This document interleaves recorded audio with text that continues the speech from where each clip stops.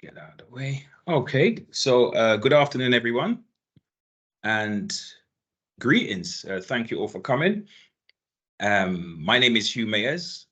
I will be doing the main presentation a little bit later on, and just wanted to introduce you to this to let you know, first of all, that this is a safe space. It's a training space as such. So I hope that when we put out some of the stimulating material and thought-provoking material, that people remember to keep themselves safe, and if you need to step away from the computer or take 5 minutes out, or just to remember to be, mindful in terms of your well-being, because there might be information that is put out there that's very triggering or very challenging, but also to maybe not resist any uncomfortable feelings, but maybe being bold, something about being bold and leaning into it and being curious about what is it, if at all it raises any issues or raises anything within your body or within your being. So yeah, I'm Hugh Mayers. I'm a counsellor and psychotherapist, also a clinical supervisor for counsellors and psychotherapists, and a mental health trainer. And I had a vision, I had an idea, and I had many conversations with Rashid, who you're going to meet in a moment, who is a mental health specialist and a clinical counsellor. We've had many back and forths about this issue related to how sometimes we see Black people in different spaces, but within the diaspora, and sometimes on the motherland, interacting in a political sense, in economic forms of behavior, in terms of the arts or whatever that may be.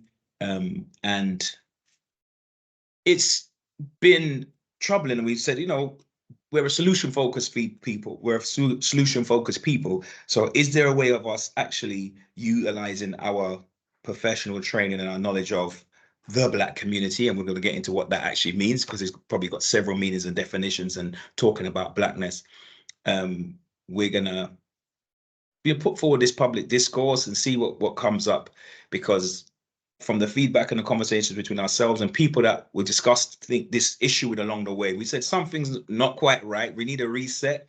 And if we can start a conversation and trigger some thought and get our other fellow professionals from different fields and Black people from different fields and avenues and walks of life to contribute to this, like what I would call co-creation, right? It's something that we feel and think could be quite progressive and quite dynamic. So what I'm going to do is hand you over to Brother Rashid, who's going to do the first presentation. And I know our people, my phone is blowing up already for people who can't get in a link, that although it's only 5 of us, it's probably going to end up being like 25 of us a little bit later on. So over to yourself, Rashid.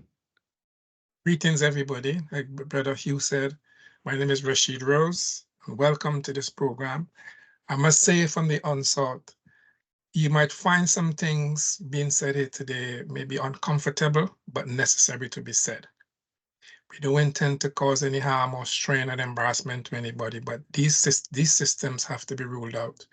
And this program was triggered by people like Naim Akbar, eminent Black psychologist, Amos Wilson, and others. I've also done reference from Dr. Ray Higgins, who's an eminent psychologist, double D as a matter of fact. I've also done reference from Dr. Hilary Beckles to make sure that we get the message across as smoothly as possible. Now, when we talk about trauma and racial trauma, a lot of things can come to our minds. And people have different definitions, but in the context of which we're speaking today, racial trauma in terms of our people, our Black people, is something that we need to understand where it came from, its origins, and later on, Brother Bilal will look at situations, how we can deal with it, how we can cope with it. But my focus is to tell you exactly where did it stem from and why.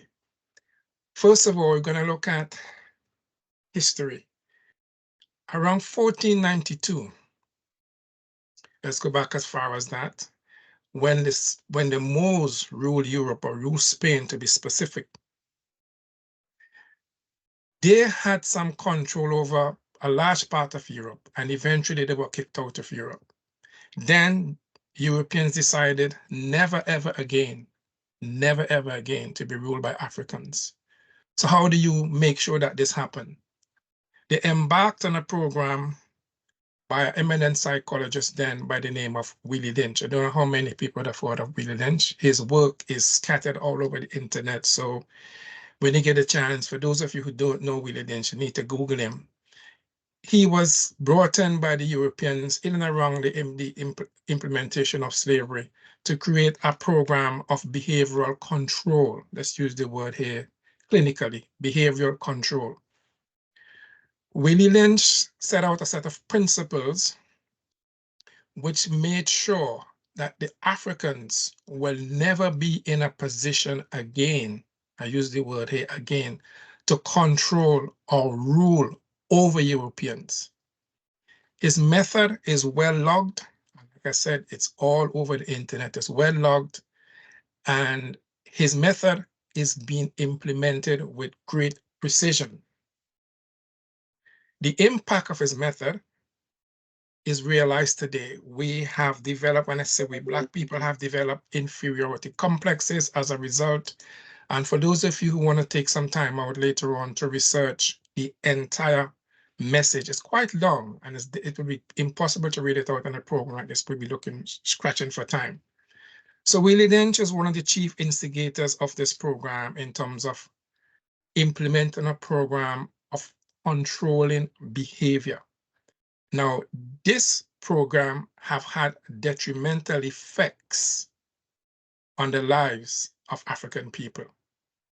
He talking from 1712, and the impacts are still feeding today.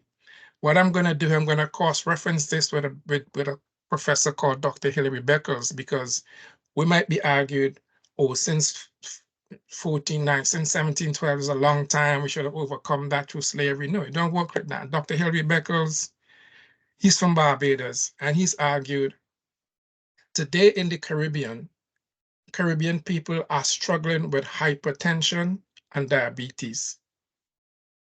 And he's researched that this problem has stemmed from the high salt content that the slaves were fed in slavery as far back as then.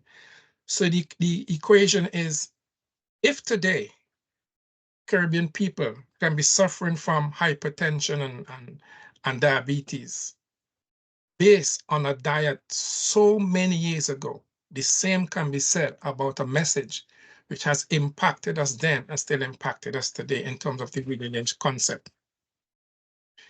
Willie Lynch is known for his maneuveration of the minds in terms of the message had a brutal content, and he equated to the taming of a wild horse. That's how he saw the message.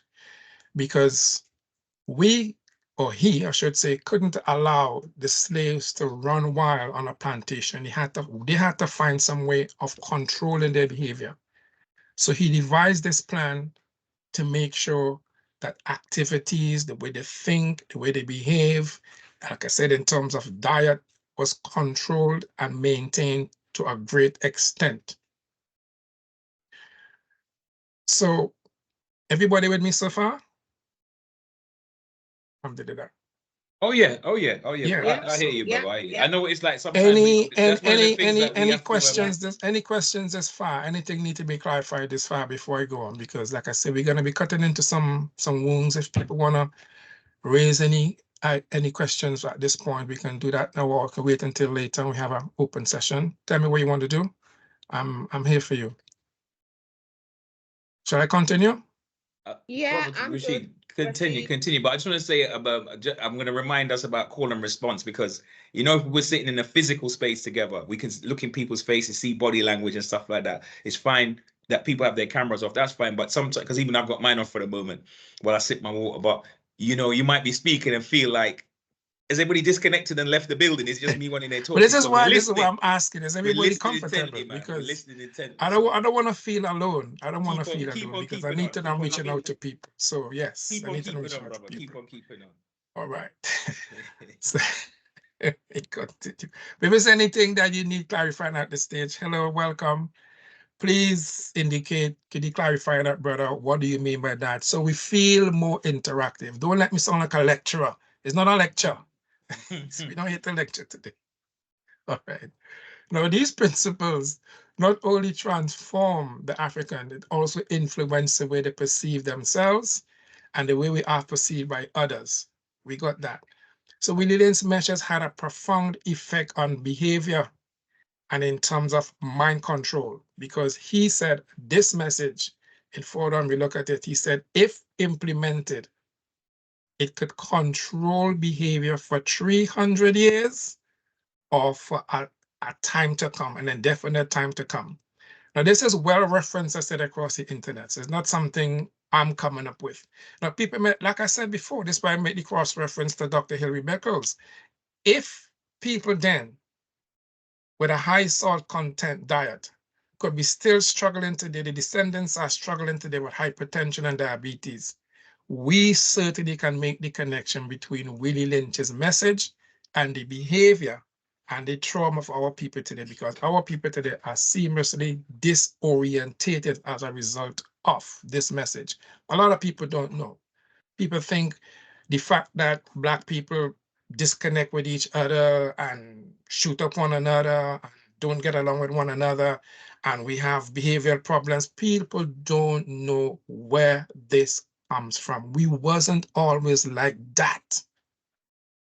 We were, like Dr. Hilary Becker said, we trained, or he said we had an outer body experience. That's how we explain it. We were transformed from one set of people into a different set of people. And Willie Lynch's message from a psychological perspective, make sure it was driven to the point of perfection.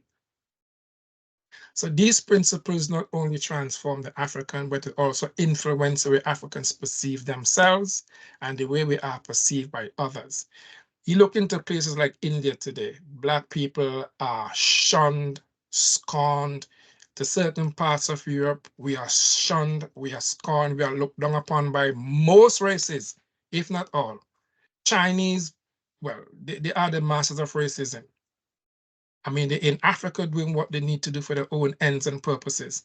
But most people around the world perceive Black people as lazy, lethargic, ignorant, incompetent, and the list goes on. This wasn't always the case. Prior to the Willie Lynch program and prior to our enslavement, we had dynasties and kingdoms in Africa, which run with perfection. So where all this skill went, what happened all of a sudden? So the enslavement process really, really impacted on us heavily and still impacted on us today. And Brother Bilal, later on, we'll get into some other discussions about how we can deal with this impact. So like I said, he argued that if implemented properly, it can last for 300 years or it can last forever. I mean, from 1712 until today is a very, very long time. It's a long, long time, and it is still taking place.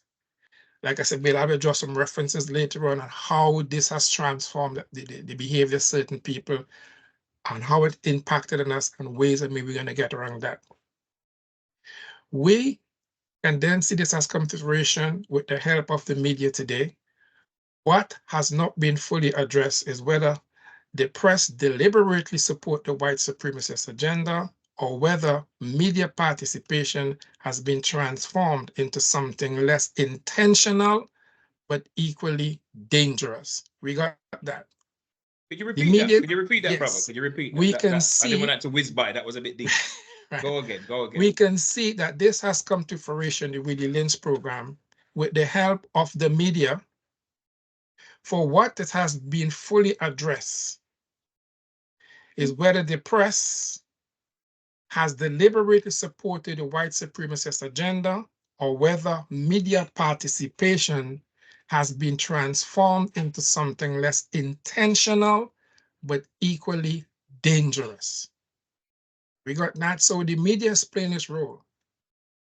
Whether they are doing their stuff, because when you look at the news is very one-sided. Look at the situation in Israel today. It's very one-sided. So whether this is unintentional, we don't know. Whether it's deliberate, we don't know. But we know the media is certainly playing a serious role in the way that we as Black people think. Look at some of the commercials they put on TV from these charities. Suffering children, oh, they're begging, give me some money, they have no water, they have no food. All of Africa isn't like that. Come on. There are starving people in Europe as well, but you never see that. Save the Children and Can Save, and whoever else put these adverts on TV, suffering children in Africa. They never show the affluent sides of Africa because they don't want to change our mindset. Because if we see positive images of Africa, it reawaken our consciousness. Oh, really? Africa have bridges. People still think Africa don't have street lights and roads. And we still living in trees and running around like monkeys. People really believe that nonsense. So we have to understand the role the media play in making this happen and the way they construct the stuff. Let's look at the music industry, something which get touched on later on. The music industry, the search for psychologically unstable Black youths in the struggling neighborhoods around the world are given celebrity status. So we have these so-called celebrities, these rappers who miseducate Black people, who misinform Black people. What are they singing about? Violence, singing about molestation, calling women the most derogatory names in history, and people are cheering this and clapping. Oh yeah, these guys are great, paying large sums of money to go into people like 50 Cent and 55 Cent. I don't know what they call themselves, but these ignorant people. But we are driven to believe that these celebrities are our mentors. So whoever heard about Naim Akbar, Amos Wilson, Dr. Hilary Beckles, people who have done great work in terms of pointing out our issues and how we can overcome them. So the music industry has hijacked the behavior of our people and is using that medium as a way to further drive us into traumatization, because the music is not therapeutic, it's traumatic.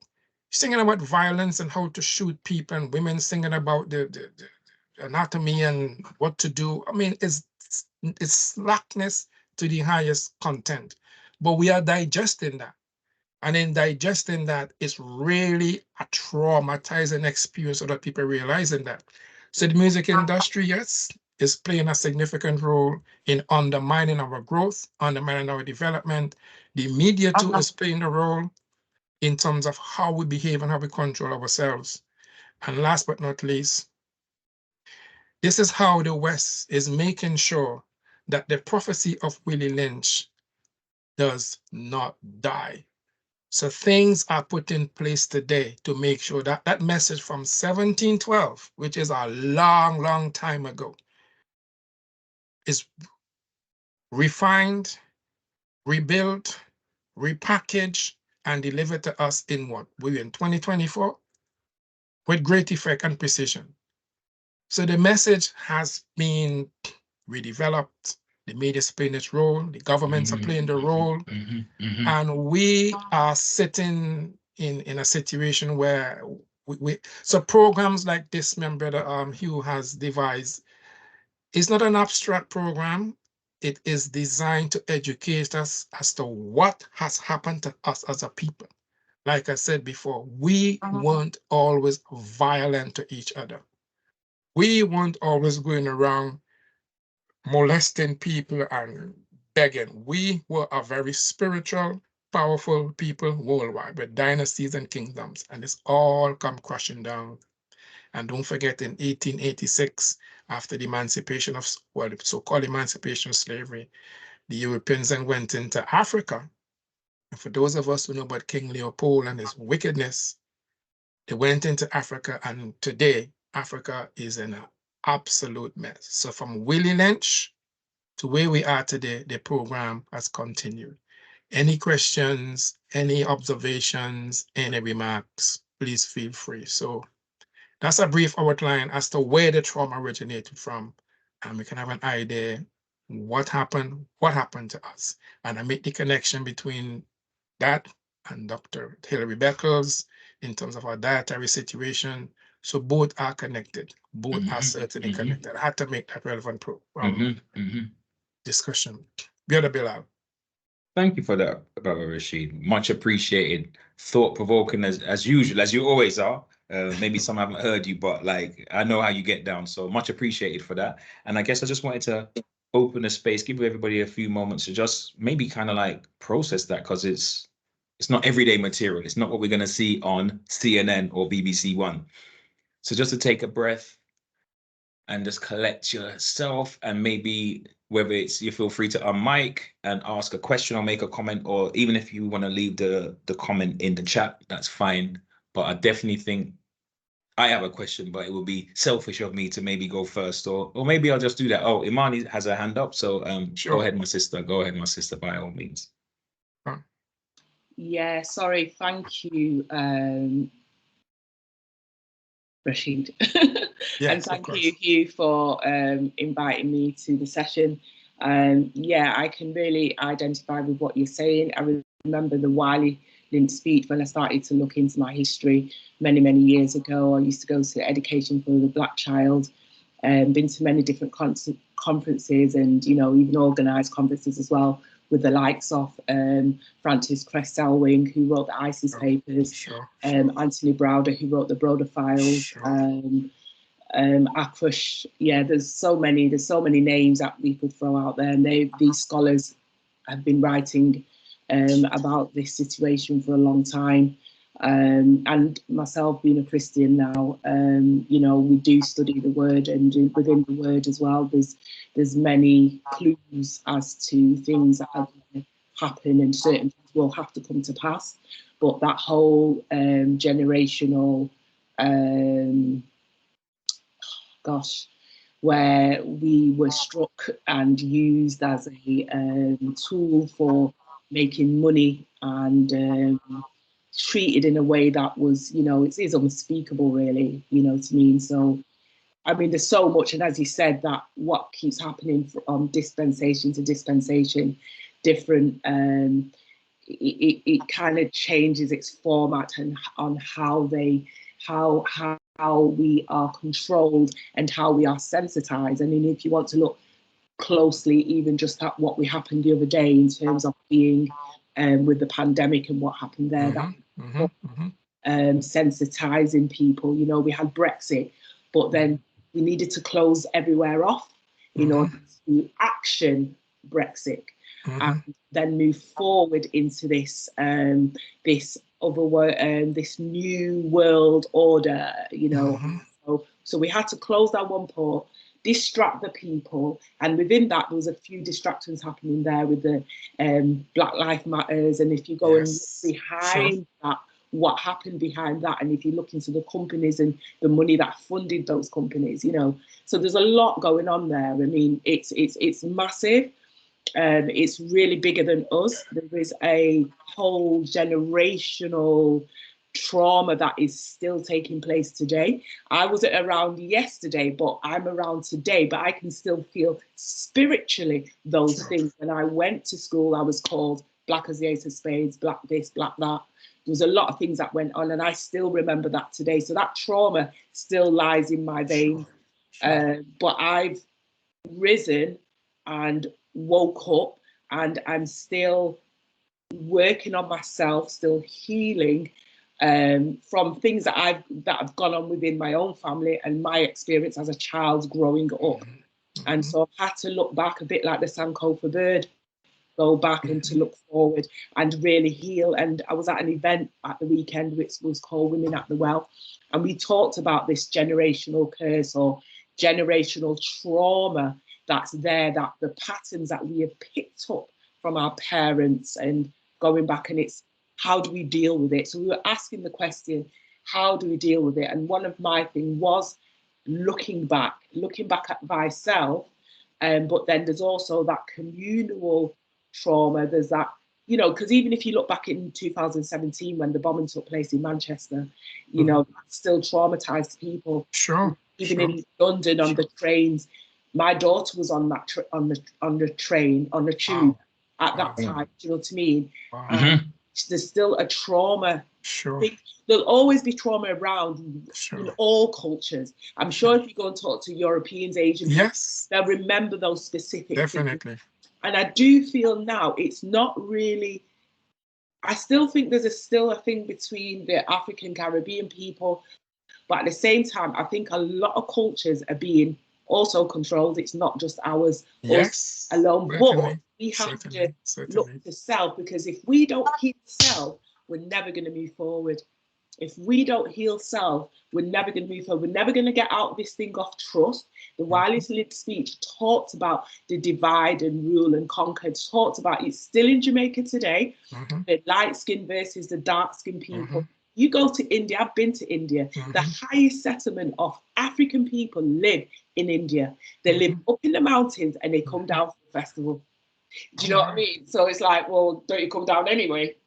So you can ask that question. So there's so many things that we can touch on, and it's looking at a way, how do we deal with this trauma that is there? And I think we have to go back individually, but also collectively, having these, and I so respect you for putting this event together, because it's not easy, but to be able to get into small groups and start to deal with some of these small areas.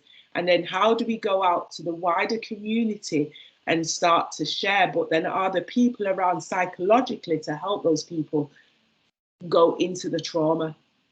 I was quite fortunate myself, just to kind of shortly say, when I did my own show, I say it's a gift. God gave me a gift in order to look at my life, but I looked at it in a creative way. So I'm a tap dancer by trade, and I talked about my show. My show was called Speechless, because what happened, my mum was really ill briefly. I had to go out and live with my godmother. So I was a foster child, and that was very, very painful and very, very difficult as a young child. As an adult, I know the reasons and what happened and all the rest of it, but there's still a little girl in here that was taken out of her womb and put into another womb. Do you know what I mean? And not saying I wasn't brought up well, I was brought up, my godmother did an amazing job, absolutely. Taught me cook, clean, wash, iron, everything. And, you know, and I've been very successful through all of that today in that training, but there was still a little girl. So I did a show based on that, tapping on different services and talking about my fears and joys, and it had highs and lows. But that's one person who's had a great opportunity. But a lot of people are not going to therapy because there's still a view around therapy. And really need to be real now, because we've got to heal for our generation, the next generation coming up. My granddaughters are growing up into young women. And so I need to, even having that conversation with my daughter, I had to go back and address things, as I had my daughter very young at 16. Sure. I had to address things, even though I know I brought her up very well and I did the things that you're supposed to do as a parent, but there was areas that I may have made the wrong choice. So I had to readdress that and ask my daughter and allow her to speak, not think, oh yeah, because I gave you food and I gave you clothes and all. A lot of parents need to apologize to their children. Sure. I know I was sent away, but it wasn't explained. My parents have passed away now, but I have to manage that situation. But with my daughter, I have been afforded the opportunity to sit in front of my daughter, cry tears, and say, I apologize. And if I didn't do certain things in the right way, I still apologize. But whatever choices I made, I did it because I loved her. So, you know, there's a lot that we need to unpick. And some people are unpicking it. Some people won't, because they feel like they're going to blow. Because I had that experience at the first part of my show. I came off stage and I couldn't breathe. I was like that. I could not hold, and it was 20 minutes happening. So that's kind of all what I want to say. I acknowledge and I recognize everything you said. I'm aware of some of it, you know, but how do we take this thing forward? This is the way you're based? I'm based in Manchester. You're in Manchester? Okay, yeah. good. Yeah. I plan to come to Manchester sometime soon. Could this platform have to grow? And like you said, this platform, Brother Hugh, it's a brilliant initiative. We need to make this grow. It's like an embryo just starting to give birth. Yeah. And this is not the first one I can assure you. There'll be follow-ups, but thanks for your contribution. Yeah. Anybody's want to make other contributions? just before you move on, I just wanted to affirm you, Sister Amani, for your share and for your courage for, you know, putting it out there and just really acknowledge that, because, you know, this kind of deep dive is extremely difficult, and that's probably why you find in pockets where our people it's not the most popular subject. It might be one of the most important, one of the most necessary, one of the most relevant, but we kind of like calling the elephant in the room. And, you know, we sing it away in unconstructive ways. We drink it away. We party away the trauma. We, I don't know, tattoo our whole body, and we would do all manner of different behavior to kind of escape from it. So it takes a certain level of, you know, self-awareness and just being able to own your vulnerability and jump in that space. I just want to affirm you for that before we move on. Brother Rashid, back to you.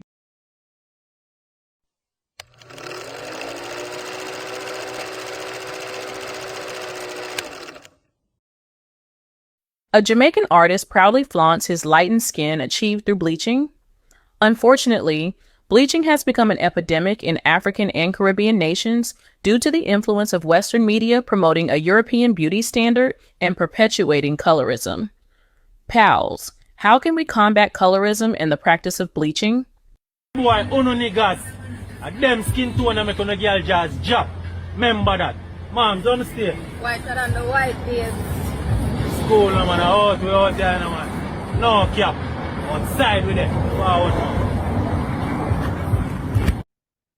Hey guys, thanks for watching the podcast. And if you enjoyed it, remember to smash the like button. And feel free to leave a comment, to share, and even click on the subscribe button for your free subscription. Till next time, peace.